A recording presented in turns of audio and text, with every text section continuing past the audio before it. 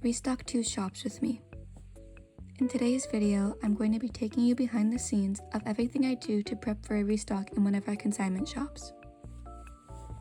This week we're traveling to Montreal to restock and redo our displays in the Artist Alley shop. We're also sending out new displays and products to the Artist Alley shop in Toronto.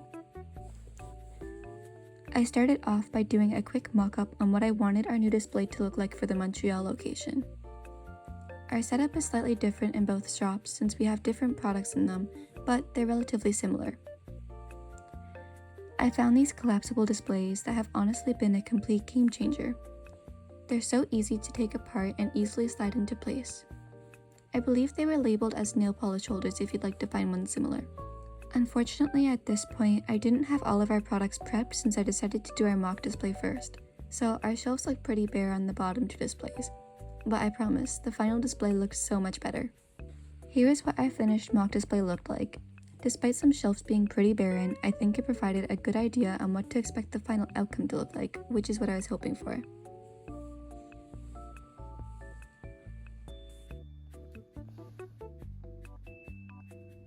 This was my first time ever making and selling stickers. Since I wasn't sure how they would do, I didn't bother investing in a Cricut or Silhouette off the bat, which honestly in hindsight I kind of regret.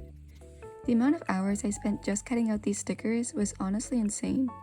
At the time of recording this voiceover, our new displays and products have been in the shops for a few weeks, and I'm happy and grateful to say they've been well received. I definitely feel justified in starting to look for a cutting machine for our stickers. The design I'm cutting out in this clip is probably my favorite out of the first batch of sticker designs. It's based on a character named Gita. 10 out of 10 show, would recommend. I had to cut out some more price tags for our products. I couldn't find any laying around, and it wasn't until I went to pack up stock for the second shop that I found the stash of tags hiding in a little drawer. I've tried buying manufactured tags in the past, but the smallest size is still way too big for our little plushies, and they looked kind of ridiculous with the tags hanging from them.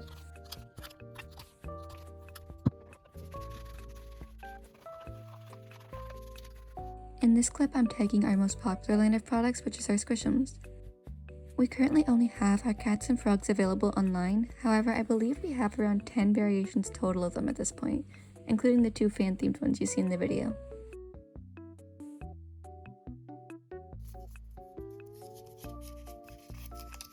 These bracelets were a new product I was really excited about. For some reason, I've been getting the itch to make jewelry, which I do think is a bit strange considering there's absolutely no correlation to our current niche of products.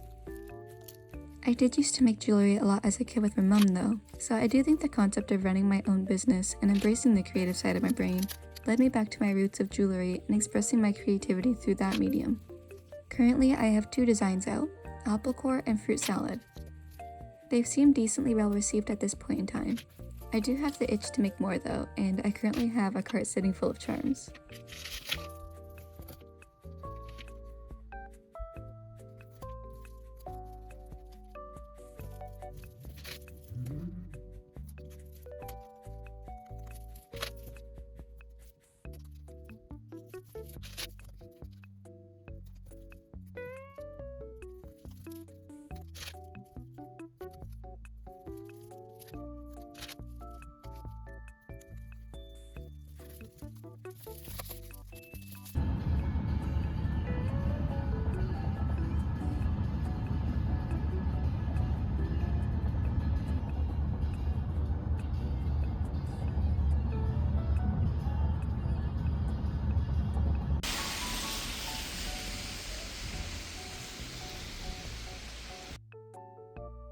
Once we arrived at the shop, I started by taking apart our old display. I wanted to record the setup as well, however you'll probably notice in the time-lapse, traffic was starting to roll into the shop and I didn't want my recording to be interfering with people who were trying to browse. But I still managed to take some clips of the finished display and got some cute photos too.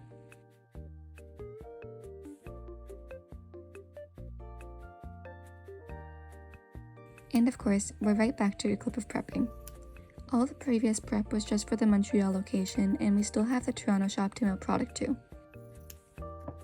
Thankfully, I think the Toronto prep actually went by quicker since a lot of the necessary prep I had done alongside preparing for the Montreal location.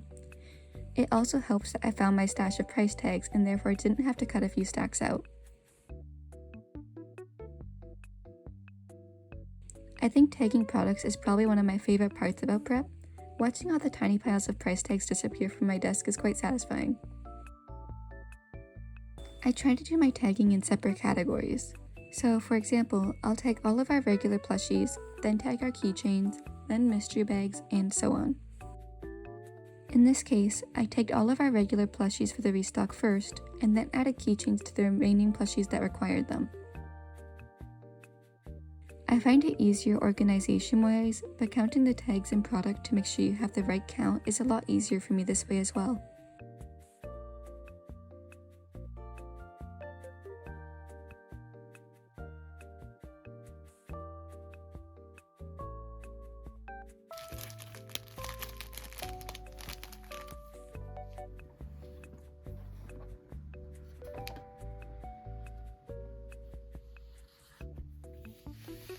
Although I like tagging, I have mixed feelings when it comes to stickers.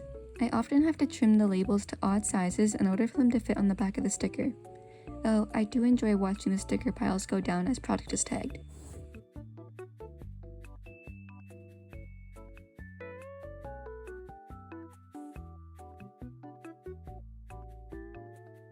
I repurposed an old Amazon box to mail out our displays in stock. Unfortunately, I don't have a video to share of our new setup, but the staff sent me some photos of the final result that I can include for you guys.